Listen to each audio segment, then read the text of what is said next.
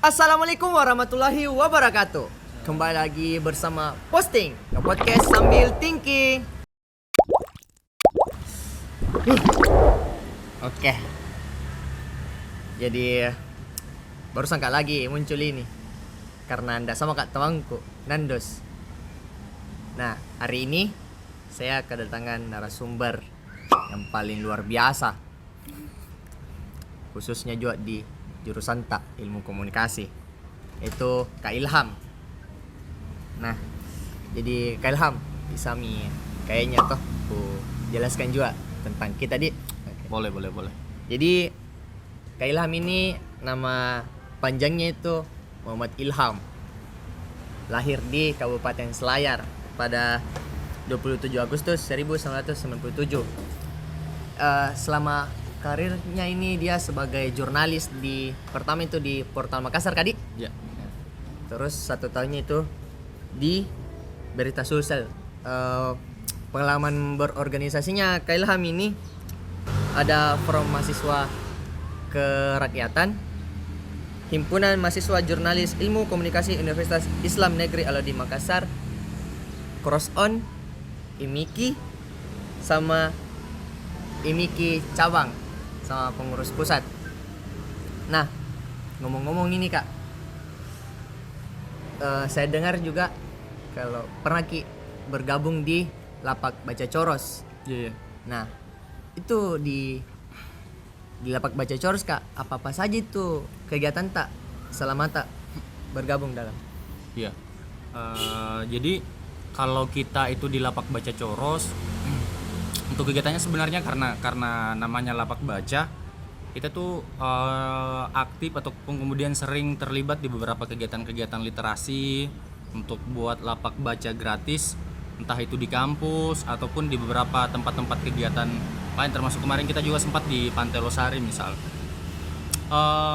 Kegiatannya banyak, kadang dari teman-teman ada yang memiliki kayak ketertarikan untuk misal bermusik, berpuisi, nyanyi, bahkan ada dari teman-teman yang kemudian juga monolog gitu. Jadi banyak semua bentuk-bentuk cara-cara teman berekspresi kemudian disatukan di satu tempat itu yang kita kasih nama Coros. Coros itu namanya ruang. Itu dari bahasa Yunani, namanya ruang. Jadi kita menganggap Coros ini sebagai ruang teman-teman wadah berekspresi dan juga sebagai langkah untuk kemudian teman-teman yang lain mendapatkan bahan bacaan yang diinginkan secara gratis gitu. Jadi tidak cuma sekedar membaca buku, tapi juga seperti mengekspresikan kebebasannya dalam untuk iya itu satu hal gitu. Tapi kayak apa potensinya teman-teman, apa yang kemudian diinginkan teman-teman, bentuk atau caranya berekspresi itu kita akomodir semua, kita bantu. Kayak misal ada teman-teman yang kayak saya kemarin ketertarikanku misal di puisi, senang kan untuk baca puisi. Ada dari teman-teman yang kemudian juga suka untuk main musik gitu. Nah kita dikolaborasikan, ada yang ngisi untuk soundnya, untuk gitarnya, kemudian saya yang baca puisi gitu, saling melengkapi. Terus ada beberapa teman-teman yang lain misal yang fokus di penulisan gitu, itu yang bantu rapihkan naskah puisi kadang gitu biasanya.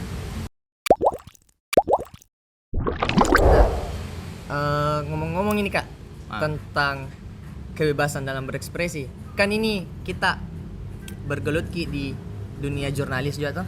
Dulu.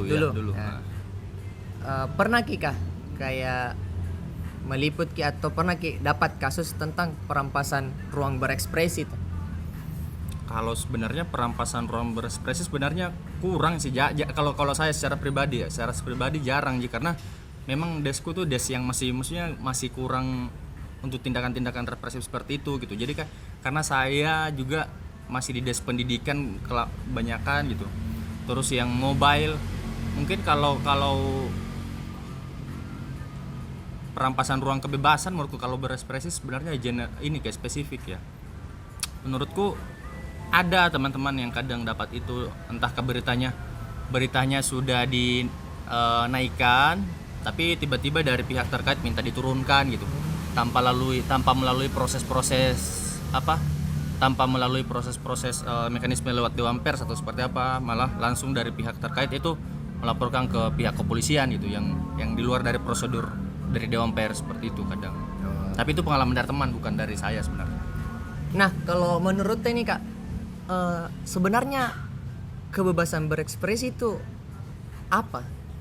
Kan kalau kita lihat juga Kak, dalam setiap orang itu pasti beda-beda ya, ya. Benar-benar. Tapi kalau menurut ini kebebasan berekspresi itu apa?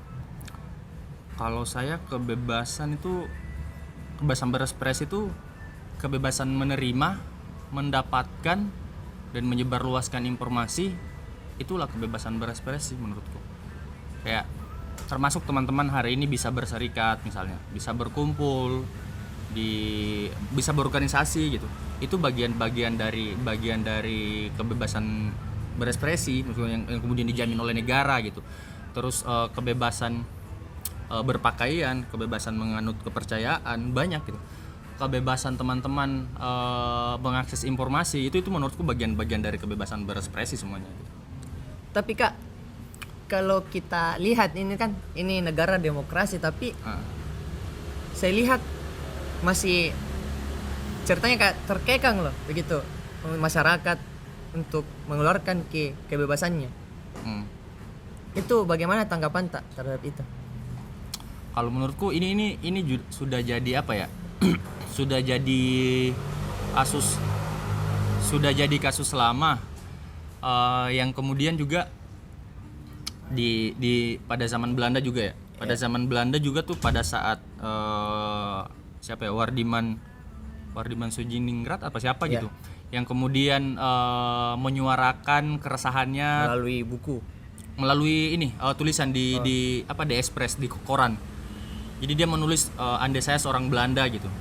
Nah itu menurutku bagian dari kebebasan berekspresi yang kemudian bukan dijamin sih menurutku, orang itu sebagai langkah awal kebebasan untuk saat itu. Jadi itu menurutku itu sebagai langkah awal kebebasan dijamin, walaupun itu selalu menjadi ancaman bagi penguasa kolonial saat itu, kolonial Belanda. Dan menurutku itu sudah hal lama yang kemudian berlanjut sampai hari ini. Apapun yang dilakukan, apapun ekspresi apapun yang dilakukan yang kemudian mengganggu ataupun dianggap mengganggu, itu selalu dianggap sebagai ancaman oleh penguasa menurutku. Jadi tetap kayak selalu ada batasannya gitu. Saya tidak berani bilang ada batasannya karena kebebasan berekspresi menurutku ya bagaimana orang bebas atas haknya, atas apapun yang berhak dia lakukan, dia miliki gitu. Selama menurutku tidak mengganggu hak-hak orang lain gitu. Kalau sampai hari ini kenapa kita bilang penguasa atau penguasa sampai hari ini masih keberatan atas hal itu, menurutku itu bagian dari dinamika kan menurutku ya. Iya. Tapi kedewasaan juga sih menurutku ketika sampai hari ini penguasa belum dewasa untuk hal-hal yang kemudian dijamin dalam undang-undang, menurutku ada kekacauan berpikir dalam konteks kita bernegara gitu. Kan sekarang itu Kak keterbukaan informasi sekarang Kak. Okay. Nah, bagaimana itu Kak kalau mengekspresikan kebebasannya di dalam sosial media itu Kak? Menurutku itu yang sekarang lebih bagus menurutku, karena teman-teman udah harus kemudian turun ke jalan, udah harus teman-teman buat pamflet di spanduk begitu untuk ini, bahkan teman-teman hari ini bisa bersuara di Instagram, di sosial media dimanapun gitu atas apa yang teman-teman kemudian tidak tidak senangi gitu, yang teman-teman keluhkan. Jadi bentuknya macam sih. Jadi mungkin teman-teman kenal dengan efek rumah kaca misalnya, yang kemudian bersuara dengan lagu-lagunya, atau misalnya pelukis, atau misalnya pembuat film kayak misal Visinema di Angga Sasongko yang kemudian bersuara tentang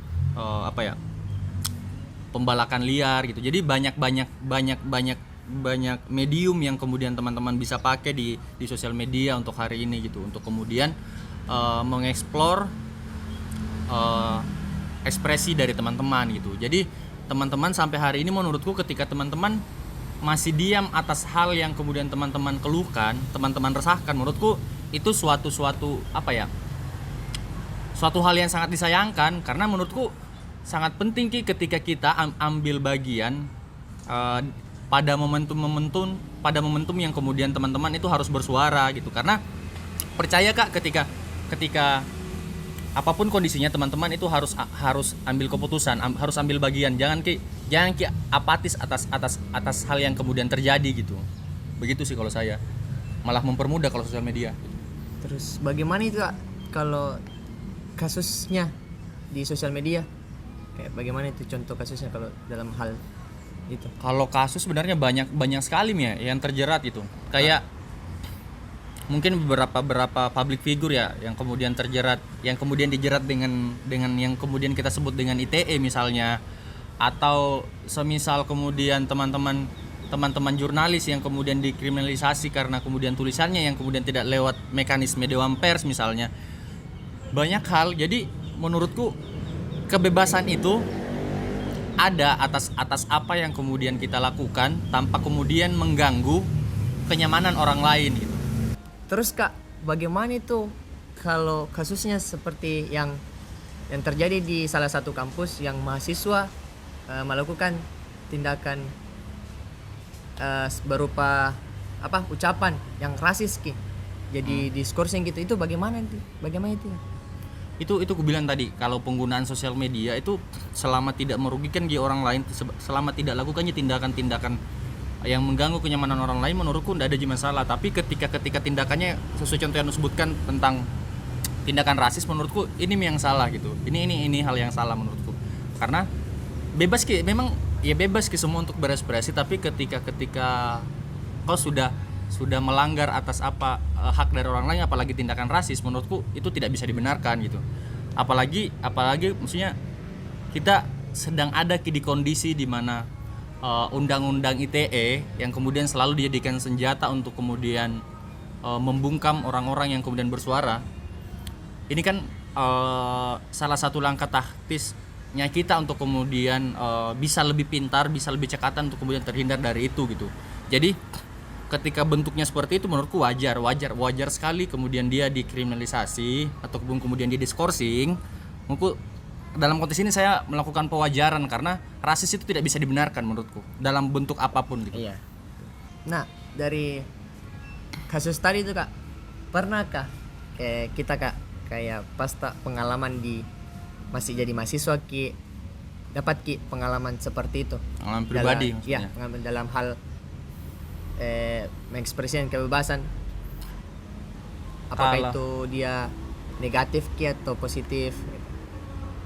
Dalam bentuknya sebenarnya kalau perampasan ruang bebas ekspresi sebenarnya berani Kak bilang sampai saat ini sebenarnya semua orang itu alami hal yang sama gitu. Tapi kalau pengalaman secara pribadi yang kemudian juga masih melekat kayaknya di pikiran teman-teman IKOM sampai hari ini. Jadi di tahun 2016 itu di penyambutan mahasiswa baru kemarin kita sempat buat tugu penyambutan gitu. Tugu penyambutan pas di depan kafetaria tuh. Jadi kita buat, kemudian dari pihak kampus di fakultas itu merobohkan gitu. Sementara menurutku ini bagian dari ekspresi teman-teman yang kemudian juga tidak mengganggu kenyamanan orang lain. Itu hanya sekedar tugu sambutan untuk mahasiswa baru gitu. Jadi hanya tulisan IKAOM gitu, IKOM gitu. Tapi kemudian dirubuhkan karena atas dasar mengganggu estetika kampus. Maksudnya kayak tidak masuk akal Ki, sementara tempat sebelum kita garap itu jadi taman gitu. Kan kita bentuknya taman itu gundukan timbunan yang kemudian ditumbuhi rumputan jadi kayak hutan gitu. Nah, kemudian teman-teman di IKOM dulu dia babat, dia rapikan, kemudian bikin tugu. Nah, itu yang kemudian dirobohkan. Nah, kemudian teman-teman coba bersuara dalam bentuk protes gitu. Itu salah satunya. Kemudian ada konteks lain yang kemudian teman-teman kemarin pelarangan mahasiswa berorganisasi sampai di semester 3, terus pelarangan teman-teman untuk gondrong gitu. Menurutku ini yang kemudian ditemui di beberapa kampus atau bahkan di semua kampus gitu. Jadi kalau kemudian ditanya pengalaman pribadi kayak masih banyak yang melekat gitu. perampasan ruang-ruang bebas ekspresi yang kemudian juga dikanter dengan langkah-langkah bebas ekspresi gitu. Jadi ketika ruang kebebasan kau berekspresi dirampas, kau protes dengan bentuk berekspresi yang baru gitu. Jadi bagaimana caranya teman-teman ini tidak diam atas hal yang kemudian dituduhkan sama teman-teman gitu. Itu saja. Kalau begitu Kak, apa saran tak untuk mahasiswa yang takut mengekspresikan ini? Jadi bagaimana saran tak untuk ini yang mahasiswa yang takut berekspresi untuk mengekspresikan dengan cara yang unik? Menurutku ndak ada hal yang bisa ditakutkan menurutku sampai hari ini gitu. Kayak ruang-ruang solidaritas itu selalu terbuka atas hal-hal yang kita perjuangkan itu. Selama yang kau perjuangkan itu benar ruang-ruang bersolidaritas itu selalu ada ketika misal teman-teman hari ini memperjuangkan tentang UKT mahal misalnya. Yeah. Itu yakin kak bukan hanya 1 atau 2 orang yang kena dampak dari itu gitu. Jadi hari ini teman-teman cuma 1 atau 2 orang yang bergerak dalam bentuk apapun, misal petisi, saya yakin akan banyak dari mahasiswa yang kemudian bergabung bersolidaritas dengan teman-teman gitu. Jadi bentuknya jangan kita takut, karena misal saya sebenarnya bilang saya introvert misal. Yeah. Nggak bisa kak bersosialisasi, ya sudah buat petisi bentuknya teman-teman untuk bersuara. Misal kemudian saya senang kak di musik, yuk bikin panggung bebas ekspresi misalnya dengan bermusik misalnya. Atau kemudian ada yang teman-teman suka dengan mural gitu, yuk bikin mural gitu dengan keresahan kita. Bagaimana caranya orang lain tahu bahwasanya teman-teman ini resah atas hal yang kemudian teman-teman temui dengan kondisi kampus saat ini gitu. Menurutku seperti itu gitu. Jangan kita takut untuk kemudian berekspresi atas hal yang kemudian teman-teman itu harusnya dapatkan. Dalam hal ini haknya teman-teman gitu. Mungkin seperti itu saya.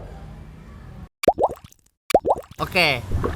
Jadi dari apa yang kita bicarakan tadi, saya melihat satu benang merah yang terus ditegaskan sama kita, yaitu dimanapun kita berada, ruang berekspresi itu selalu terbuka dan ada. Dan kita ini semua adalah manusia merdeka, tapi jangan sampai kita merenggut kemerdekaan orang lain.